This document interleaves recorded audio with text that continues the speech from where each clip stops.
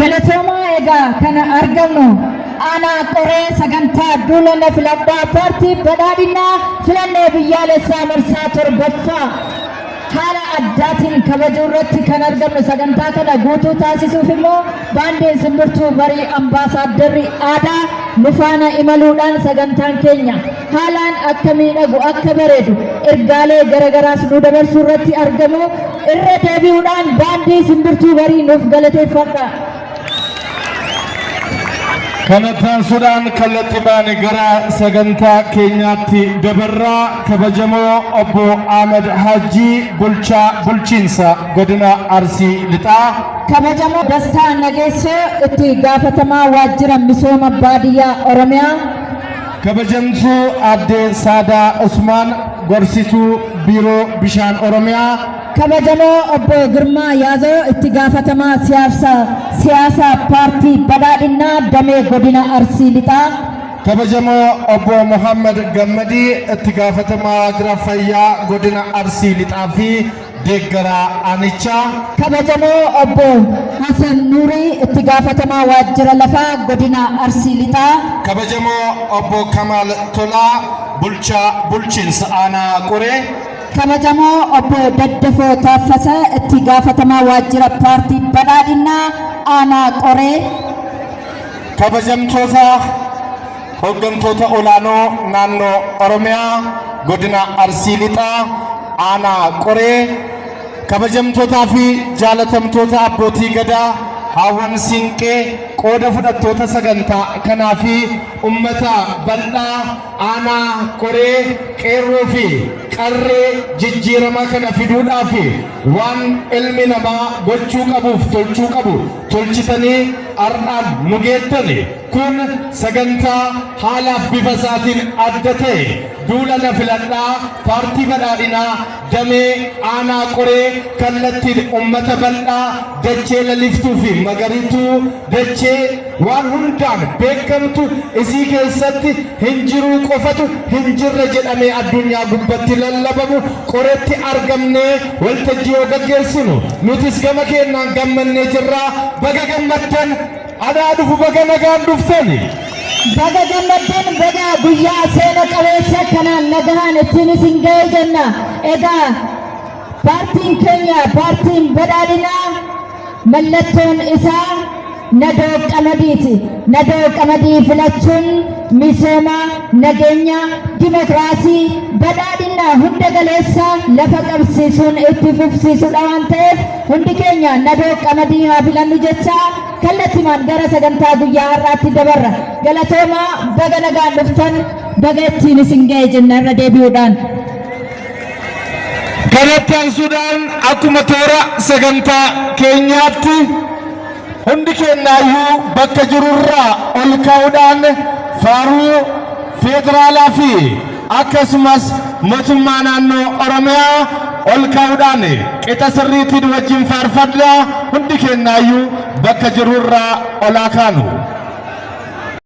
jalqabnee milkiidhaan akka xumurru abbootiin gadaa abbootiin amantaa keenya garana dhufuudhaan eebbaan akka nuuf banan hamileef kabajaan nuuf simadhaa. Abbootii gadaa keenya gara waltajjiitti affeerra sagantaa eebbifamaa kana isaanis eebba isaaniitiin akka nuuf dabalan gara waltajjiitti affeerra hamba isin danda'ameen isinis hamilee ho'aadhaan nu gargaaraatii gara waltajjiitti nuuf fidaa. Hamilee nu kennaa fi abbootii gadaa kennaaf.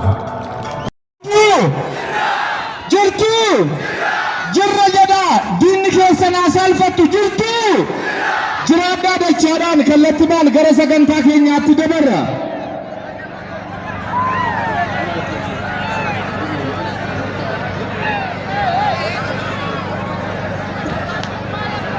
Kanaaf kallattimaan gara sagantaa itti aanutti darbuun dura agarsiisa ispoortii.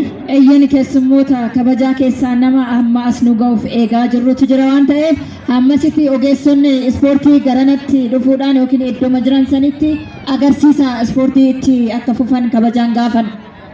Kallattimaan gara agarsiisa ispoortii warra maarshaal aartii akkasumas immoo teekwaandoo affeerree jirra. Qeen argamnu qee nama guddaatti argamna, qee nama hundaatti argamna. Dacheewwaa goota hedduu biqilchite keessatti argamna.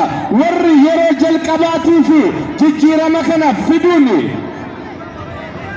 wayyaanee afee dhaabbatee daawun wayyaanee jechuudhaani sagalee isaa addunyaa gubbatti gabrummaa uummanni Oromoo baadhachuu akka hin dandeenye agarsiisa keessaa qe'ee kana keessaa kan biqile dargaggeessi lafaa dhufan lafaa cufan gammadaa waariyoo keessammoo keessanii miti warri kenna jettan qofti hamilee ofiif kennitu.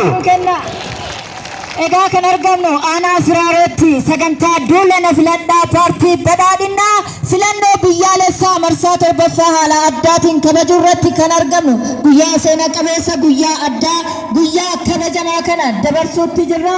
Baga geessan baga nagaan dhuftan isin jenna. Irra deebi'uudhaan kallattiidhaan gara agarsiisa maas ispoortiitti dabarraa nu wajjin tura. Galatooma. Ulfaadha.